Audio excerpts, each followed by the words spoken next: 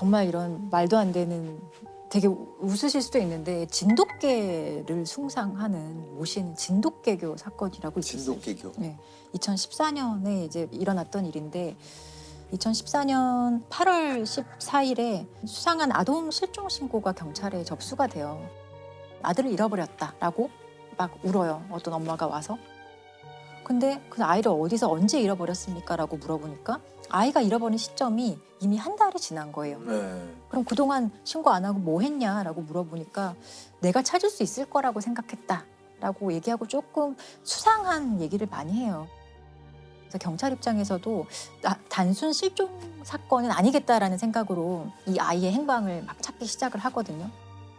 그래서 주변의 그 아동 보호시설 뭐 140여 군데도 조사를 해보고요. 엄마라는 최 씨 주변도 많이 탐문을 해요. 그런데 한 5개월 동안 계속 수사를 해봐도 전혀 어떤 혐의점이라든지 의심할 만한 부분을 결국 찾지 못해서 이 사건이 이제 미제로 남게 되거든요.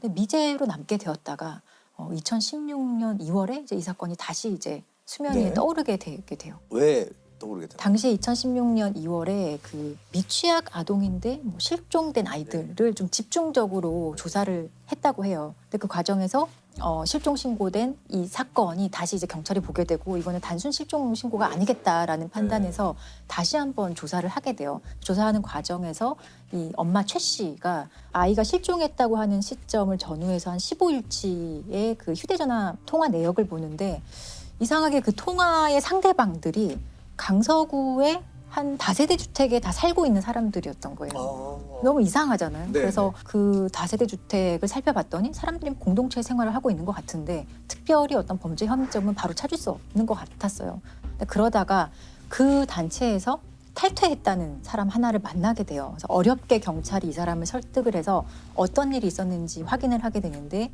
놀랍게도 이 사람이 증언하는 것은 2014년 7월에 한 아이가 있었는데 그 아이를 교주격인 A라는 사람이 폭행을 하다가 사망을 했고 야산에 묻었다라는 얘기를 합니다. 이 강서구 다세대 주택에 살고 있는 이 단체가 진돗개를 모시는 사이비 종교 집단이었던 걸로 밝혀지게 된 거예요. 악귀에 씌었다면서 3살 아이를 때려 숨지게 하고 시신을 유기한 사이비 종교 집단이 범행 3년 만에 경찰에 붙잡혔습니다. 서울 주택가에서 공동체 생활을 하는 이들은 영물로 여기는 진돗개가 짖었다는 이유로 아이를 잔혹하게 숨지게 한 것으로 드러났습니다. 정체가 뭡니까 진돗개교? 진돗개교가 그냥 진돗개를 모시는 거예요, 한마디로. 진돗개가 숭상하는 거죠. 신인 건가요? 신인 거죠. 일종의 신인 거죠. 그러니까 진돗개한테 일단 다 존댓말을 해요. 먼저 내려가시지요 이런 식으로. 또 사당도 마련해 놓고 진돗개를 위한 어떤 의식을 거행을 하고 그리고 이 신도별로 각각 진돗개를 모시는 어떤 역할이 있었던 거예요. 어떤 사람은 진돗개의 어떤 수건을 빨아주는 사람, 앉는 사람, 그리고 뭐 목욕시키는 사람 이런 식으로 각각의 역할 분담이 있었고 동네 주민들의 어떤 증언을 들어봐도 모시는 모습이 누가 봐도 사실 보였던 거예요. 일단 이상하다라고 느꼈지만 사실은 뭐 딱히 어떤 범죄 혐의점은 없었기 때문에 이상한 사람들 정도만. 그 정도로만 생각을 했던 거였는데 이제 알고 보니 그 진돗개를 숭상하는 그 잘못된 믿음을 가진 집단에서 아이를 학대하면서 이제 사망을 하게 한 사건을 이제 경찰이 찾은 거죠. 아이를 왜 학대했을까요? 처음에 진돗개가 아이를 보고 막 짖었다고 해요. 아이는 뭐 한 3살 정도 되는 아이였는데 그때 이제 진돗개교의 교주 같은 사람이 진돗개가 이렇게 아이한테 짖는 거는 이 아이에게 어떤 귀신이 쓰여 있어서 그렇다. 이 귀신을 내쫓기 위해서 아이를 좀 때려야 한다라는 식으로 처음에는 가벼운 폭행으로 시작했다가 그 폭행 정도가 사실 당연히 심해질 수밖에 없거든요. 그리고 결정적으로 아이가 사망한 날이 2014년 7월 7일이었다고 하는데 그 당시에 아이가 좀 대소변을 못 가리고 계속 좀 칭얼대고 이러니까 좀 더 심하게 아마 때렸겠죠. 그렇게 돼서 아이가 갑자기 사망을 하고 그 과정에서 친엄마가 다 보고 있었어요. 친엄마는 가만히 있어. 친엄마는 아무런 그 뭐 말리거나 그런 것들을 전혀 하지 않았죠. 그런데 더 놀라운 것은 이 아들이 사망한 후에 이 사람들의 행동이에요. 이 사망한 아이를 흔적을 없애야 될 거잖아요. 그래서 어떤 전주의 야산에 이 아이를 묻기로 합니다. 그래서 아이의 시신을 묻어요. 묻고 다시 집으로 왔는데 생각해보니 거기 멧돼지들이 많이 다닌다는데 멧돼지가 혹시나 아이를 묻어놓은 곳을 다시 파서 아이가 드러나면 어떡하지? 라는 그런 불안감이 엄습해왔나 봐요. 그래서 다시 이들이 내려가서 아이의 시신을 꺼내요. 그리고 그 자리에서 화장합니다. 아이의 시신을 불태워버리거든요. 그 과정에 엄마가 다 참여를 했어요. 그러니까 좀 믿기 어려운 일이지만 실제로 일어났었던 일이라는 거에 좀 충격적이죠. 이 엄마가 그럼 경찰에 왜 실종 신고를 했느냐? 그것은 그러니까 자기들의 범행이 발각되지 않도록 하기 위한 혹시나도 모를 수사에 대비한 어떤 그 혼선을 주는 그런 목적이었고. 실종 신고가 너무 늦은 거죠. 그렇죠. 이것까지 이 엄마는 이제 교주와 그 진돗개교 사람들이 시키는 대로 하게 됩니다.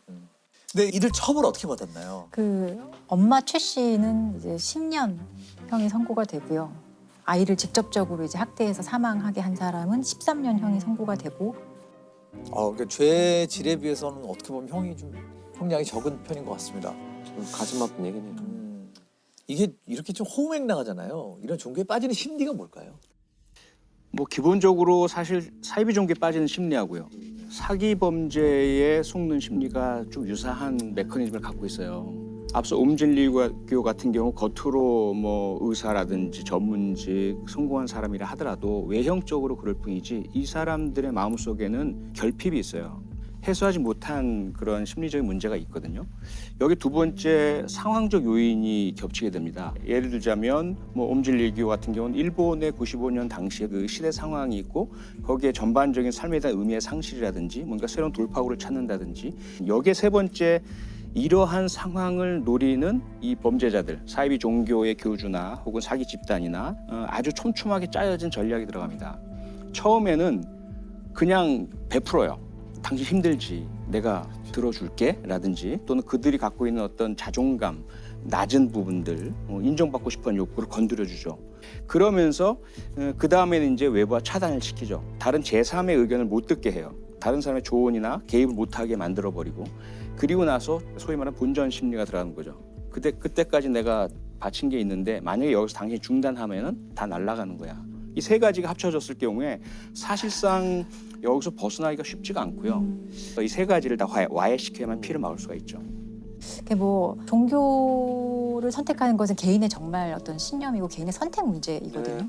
본인이 판단 능력이 미약해서건 환경적으로 취약해서건 이런 종교를 선택하고 본인이 그렇게 살겠다고 하면 본인이 책임져야 될 문제거든요. 근데 정말 여기서 이제 문제가 되는 거는 이런 진돗개교 사건처럼 자신의 의사와 상관없이 아이 같은 경우나 의사를 표현할 수 없는 사람들이 그게 세상의 전부인 것처럼 살다가 이렇게 억울하게 죽는 사건이 꽤 있다는 거죠.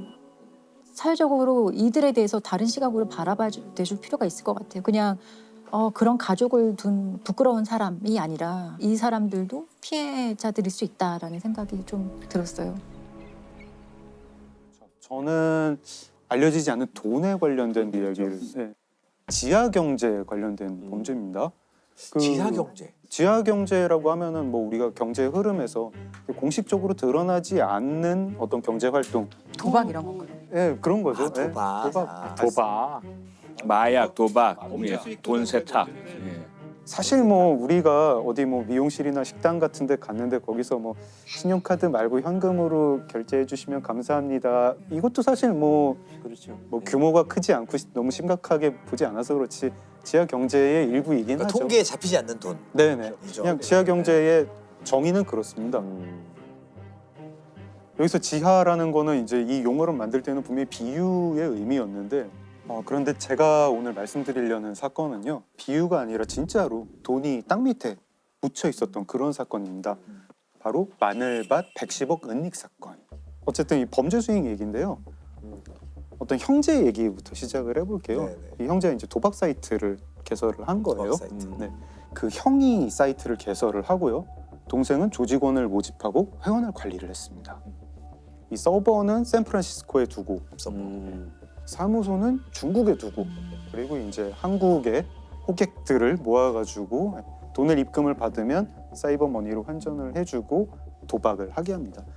여기가 이제 굉장히 잘 됐어요. 잘 됐는데 잘 된 이유 중에 하나가 회전율이 굉장히 빨랐다고 합니다. 그래가지고 거기 들어간 그 온라인 카지노 고객들은 1분에도 여러 판을 칠 수 있었대요. 1시간 동안 그 카지노에서 도박을 하면 막 수백 판도 칠 수 있었다는 거예요. 그리고 또 하나는 이 온라인 사이트는 다단계 판매 조직의 수법을 도입을 했어요. 그래가지고 내가 만약에 다른 고객을 데려온다. 그럼 그 다른 고객이 베팅할 때 원래 수수료를 카지노가 가져가는 거잖아요. 근데 내가 데려온 고객이 베팅을 하면 그 사람의 수수료는 일부는 나한테도 오게 그렇게 만들었습니다. 그러니까 전부 다 이제 혈안이 돼가지고 잘 아는 사람들한테 소개해주고 네, 소비자로 사이트를 등록을 하는 소개를 거네요. 네. 근데 이게 카지노 입장에서도 굉장히 영리한 정책이었죠. 왜냐하면 다른 사람을 데려올 정도로 도박에 중독된 사람은 그 수수료 받아도 그 수수료로 또 그렇죠. 도박을 해요. 네. 결국은 그냥 다 자기네 수입이 되는 거예요. 그래서 2008년에 열어가지고 2009년 중순까지 1년 6개월 동안 이 카지노를 운영을 했는데 네. 벌어들인 수입이 170억. 네, 한 달에 10억 조금 못 되게 벌어들인 거고 그건 수익이고 매출, 그러니까 통장에 찍힌 것만 매출을 보니까 1,500억이 넘었어요. 와, 1,500억. 1년 반 만에. 네. 경찰도 알았죠. 이 사이트 개설하고 다음해 초쯤에 이 수사를 들어가요. 수사를 들어가서 2달 동안 계좌를 406개를 추적을 했다고 해요. 그런데 환수한 돈은 수익금 170억 중에 3억 8,500만 원 정도에 불과했다고 합니다. 근데 그 많은 도박 자금도 어디로 간 거예요? 그러니까요. 이거를 부동산 투자를 하면 적발될 우려가 있고 금융계좌를 통해서 관리를 해도 역시 적발을 당할 것이고 그래서 돈이 이제 모이면 족족 다 현금화를 했어요. 현금화. 현금화. 근데 이거를 이제 자기들이 잡힐 수도 있으니까 어디다 보관을 해야 되잖아요. 네. 이 형제는 근거지가 인천이었는데 누나가 전주에 살고 있었어요. 그래서 누나랑 매형 부부한테 돈 좀 맡아달라. 가족. 네. 어. 나중에 보니까 이 누나가 가지고 있었던 돈이 110억 원이 좀 넘었거든요. 110억? 네, 근데 110억 원 5만 원권으로 이렇게 일렬로 쌓으면 24m래요. 네. 약간 과장 보태면 건물 10층인 거죠. 한 층에 뭐 한 2.4m라 치면은 이 누나도 저 골치가 아팠던 거예요. 누나가 이 돈을 놔둘 데가 없어 하면서 동생한테 전화를 걸어서 물어봅니다. 이 동생이 요령을 알려줘요. 누나 근처에 땅을 하나 사. 땅 사서 밤에 가서 거기 묻어. 울타리 치고. 네. 그래가지고 이 누나는 전주에 살고 있었는데 차로 한 20분 거리에 거의 1억 원을 들여서 300평 규모의 땅을 삽니다. 땅을 사고 실제로 거기에 이제 뭐 마늘 같은 거 좀 심었어요. 그래서 마을 사람들은 다 속았어요. 다 속고 그리고 밤이 되면은 이 돈을 돈을 묻어요. 네, 돈을 비닐봉지에 돈을 5만 원권을 빡빡 쳐가지고 김치통이나 페인트통 거기 넣고 그걸 묻습니다. 아, 근데 밤에 땅 파면 뭔가 의심스러울 것 같기도 한데. 아마 시골이라 가지고 밤에 몰랐나 봐요. 일찍 주무시죠? 네. 시골에서. 한 번 들킬 뻔한 적은 있어요. 원래 그 땅에 소나무랑 매화나무가 있었거든요. 전 주인이 심어놓은 거죠. 근데 여기 이제 소나무랑 매화나무가 있으니까 이걸 이제 자기 땅으로 옮기려고 하는 거예요. 네, 이걸 옮기려고 굴착기 기사를 부릅니다. 불러가지고 굴착기 기사가 땅을 파요. 땅을 파다가 김치통 같은 게 나온 거예요. 나와가지고 이게 뭐지? 하는데 그 안에 돈이 있을 거라는 생각은 전혀 못하고 그냥 소나무랑 매화나무만 옆으로 옮기고 넘어갔어요. 그럼 어떻게 세상에 이 돈이 나오게 됩니까? 이게 정말 어이가 없이 나오게 됩니다. 어이가 없이 나오게 되는 게 이 동생 형제가 결국 경찰에 이 사이트가 걸리고 동생은 붙잡혀서 이제 1년 6개월 형을 받고요. 형은 도망쳐요. 그래가지고 지금도 계속 도망 중입니다. 근데 이 매형이 돈을 보다 보니까 약간 욕심이 난 거예요. 저는 왜 이런 사건이 없나 했어요. 계속. 결국은 그럴 리가 없죠. 네. 네. 한 3억 정도를 써요. 써요. 그러니까. 네. 근데 아까 그 동생이 1년 6개월형을 받았다고 했잖아요. 출소할 때가 된 거예요. 네. 이제 불안해지죠. 아, 우리 처남들이 보니까 되게 무서운 처남들이던데 조직원들도 있고. 그래서 자기가 다시 밤에 파괴됩니다. 파괴되는데 3억만 모자란 게 아니라 7억이 모자란 거예요. 4억이 더 누가 더 썼네요. 네. 매형이 이제 거기서부터 이상한 생각을 하게 돼요. 아, 그때 나무 옮긴다고 굴착기 기사가 이거 팠었지. 매형은 그 굴착기 기사가 아무래도 의심스럽죠. 그리고 자기가 빼돌린 3억 원까지 이 기사에게 뒤집어 씌워야겠다. 이런 결심을 합니다. 그래서 그 굴착기 기사가 운영하는 식당으로 찾아가요. 사실 이 마늘밭에 17억 원이 든 통 5개를 넣어놨다. 근데 2통이 없어졌다. 당신이 가져간 거 아니냐? 그 굴착기 기사님도 너무 어이가 없잖아요. 너무 어이가 없어가지고 이건 경찰을 부르자. 경찰을 부르자. 그래서 정말로 경찰을 부릅니다. 네, 큰 실수를 한 거죠. 전북 김제의 한 마늘밭입니다. 어제 저녁 이곳 마늘밭을 수색하던 경찰에 의해 김치통에 담긴 뭉칫돈 3억 원과 10억 원이 잇따라 발견됐습니다. 묻어둔 돈 가운데 최근 7억 원이 없어진 것을 알게 된 이 씨가 밭에서 작업을 했던 굴착기 기사 안모 씨를 의심하면서 사건이 드러났습니다. 추궁을 참다 못한 안 씨가 경찰에 신고했기 때문입니다. 그 순간에 이 매형이 정말 아차했을 거예요. 그렇게 누나 부부가 숨겼던 돈 찾았는데 110억 7,800만 원이었습니다. 네, 이렇게 온 세상에 마늘밭 110억 은닉 사건으로 알려지게 됩니다.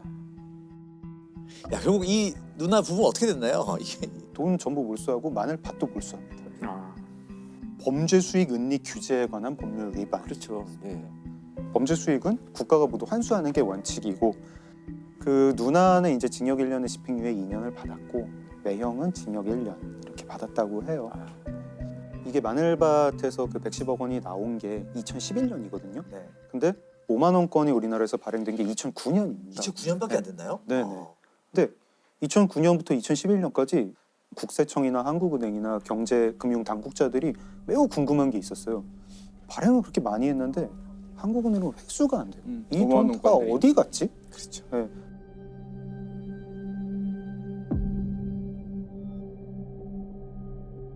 근데 이 마늘밭 사건이 터지면서 범죄 조직이 5만 원권을 자금 관리용으로 쓰고 있다. 이게 증거가 나온 거죠. 5만 원권 지폐가 검은 돈으로 전락하면서 시중에 5만 원권이 회수되는 건 10장 중 3장에 불과합니다. 5만 원권이 비자금 용도로 쓰인다는 분석도 많습니다. 실제로 범죄 현장의 증거물은 대부분 5만 원권입니다. 지금도 5만 원권은 별로 회수율이 높지 않습니다. 이게 이제 현금이라는 게 참 장점 단점이 다 같은 건데 익명성인 거죠. 그렇죠. 네. 그렇죠. 쓰는 사람한테는 익명성이 있으니까 사생활이 보장되는 거고 돈의 흐름을 파악해야 되는 정부 입장에서는 그 익명성이 되게 단점인 거죠. 그렇죠.